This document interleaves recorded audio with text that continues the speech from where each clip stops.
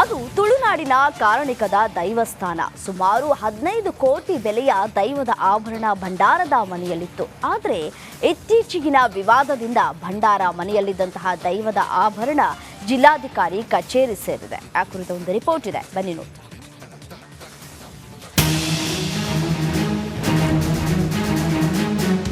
ದೈವದ ಭಂಡಾರದ ಮನೆಯಲ್ಲಿ ಇರುವುದು ನಾರ್ಮಲ್.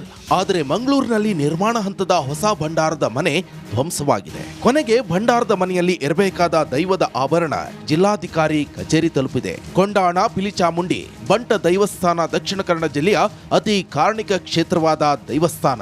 ಕೊಂಡಾಣದಲ್ಲಿ ಸುಮಾರು 15 ಕೋಟಿ ದೈವದ ಭಂಡಾರದ ಮನೆಯಲ್ಲಿತ್ತು. ಆದರೆ ಇದೀಗ ಆ ಆಭರಣ ರಾಜಕಾರಣದಲ್ಲಿ ಸಿಲುಕಿದೆ. ದೈವ ದುಡ್ದಂತ ಹಣ, ಕೋಟಿಗಟ್ಟಲೆ ಬಂಗಾರವನ್ನು ನಾನು ಸೇಲ್ ಮಾಡಿ ಜಾಗೆ ಪರ್ಚೇಸ್ ಮಾಡ್ತೇನೆ ಅಂತ ಒಂದು ಅಪೀಲ್ ಹಾಕುವವನು, ಇದು ಅನುಮತಿ ಪತ್ರ ಕೇಳುವವನು ಇದನ್ನು ಯಾಕೆ ಮಾಡಿರಬಾರ್ದು? ಅದಲ್ಲದೆ ನಾವು ಮೂಲವಾಗಿ ಎಲ್ಲ ಗ್ರಾಮಸ್ಥರು ಕೇಳೋದಂದರೆ ಒಂದು ಭಂಡಾರ ಮನೆ ಇರುವಾಗ ಇನ್ನೊಂದು ಮಾಡುವಂಥ ಅವಶ್ಯಕತೆ ಏನಿತ್ತು ಅಂತ. ಮತ್ತು ವಿದೌಟ್ ಪರ್ಮಿಷನ್ SB ಅಕೌಂಟಿಂದ ವಿಡ್ರಾ ಮಾಡಿರುವಂಥದ್ದು. ಮತ್ತು ಆಲ್ರೆಡಿ ಇಲ್ಲಿ ಚಿನ್ನ ಇಡಲಿಕ್ಕೆ ಪರ್ಮಿಷನ್ DC 2000ರಲ್ಲಿ ಪರ್ಮಿಷನ್ ಕೊಟ್ಟಿದ್ದರೂ ಕೂಡ ಇಲ್ಲಿಂದ ಅದನ್ನು DC ಆಫೀಸ್ಗೆ ಶಿಫ್ಟ್ ಮಾಡಿದ್ದಾರೆ. ನಮ್ಮ ದೈವಸ್ಥಾನದ ಬಂಗಾರ ಏನು ಸೊತ್ತುಗಳಿವೆ ಅದು ನಮ್ಮ ಪರಿಧಿಯನ್ನು ಬಿಟ್ಟು ಅದು ಹೊರಗೆ ಹೋಗುವಾಗಿಲ್ಲ. ಅವರ ಸ್ವಪ್ರತಿಷ್ಠೆಯನ್ನು ತೋರಿಸಲಿಕ್ಕೆ ಕ್ಷೇತ್ರವನ್ನು ಒಂದು ವೇದಿಕೆಯನ್ನು ಮಾಡಿ ಅದನ್ನು ಇವರು ಆಟ ಆಡ್ತಾ ಇದ್ದಾರೆ. ಕೊಂಡಾಣ ಕ್ಷೇತ್ರಕ್ಕೆ ಸಂಬಂಧಪಟ್ಟಂತೆ ಆಡಳಿತ ಮಂಡಳಿ ಹಾಗೂ ಭಂಡಾರದ ಮನೆಗೆ ಸಂಬಂಧಿಸಿದವರ ನಡುವೆ ವಿವಾದ ನಡೆದಿತ್ತು. ಆಡಳಿತ ಮಂಡಳಿಯವರು ಹೊಸ ಭಂಡಾರದ ಮನೆ ನಿರ್ಮಾಣ ಮಾಡ್ತಿದ್ದಾರೆ. ಇದು ಭಕ್ತರ ಆಕ್ರೋಶಕ್ಕೂ ಕಾರಣ ಆಗಿತ್ತು. ಹಿಂದಿನಿಂದಲೂ ಬಂದ ಭಂಡಾರ ಮನೆ ಇರುವಾಗ ಹೊಸ ಭಂಡಾರದ ಮನೆ ಯಾಕೆ ಅಂತ ವಿರೋಧ ಕೂಡ ವ್ಯಕ್ತಪಡಿಸಿದ್ರು. ಹೀಗಾಗಿ ವಿವಾದ ದೊಡ್ಡದಾಗಿ ಭಂಡಾರದ ಮನೆಯಲ್ಲಿದ್ದ ದೈವದ ಭಂಡಾರವನ್ನ ಜಿಲ್ಲಾಧಿಕಾರಿ ಕಚೇರಿಗೆ ತೆಗೆದುಕೊಂಡು ಹೋಗಿದ್ದಾರೆ.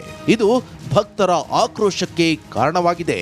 ಸರ್ಕಾರ ಮಧ್ಯಪ್ರವೇಶ ಅಂತ ಕಾನೂನು ಪ್ರಕಾರ ನಮಗೆ ಏನು ಹೇಳಲಾಗುತ್ತೆ, ಸರ್ಕಾರ ಮಧ್ಯಪ್ರವೇಶ ಮಾಡಿ ಇದಕ್ಕೊಂದು ಪರಿಹಾರವನ್ನು ಕಂಡುಹಿಡಿಯಬೇಕು.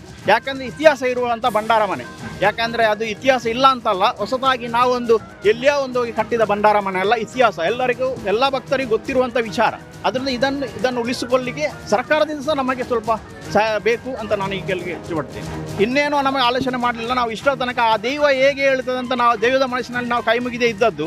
ಇನ್ನು ಮುಂದಕ್ಕೆ ಏನಾದರೂ ನಾವೆಲ್ಲ ಸೇರಿ ಎಲ್ಲ ತೀರ್ಮಾನ ಮಾಡ್ತೇವೆ ಅಂತ ನಾನು ಒಂದು ಆಸೆ.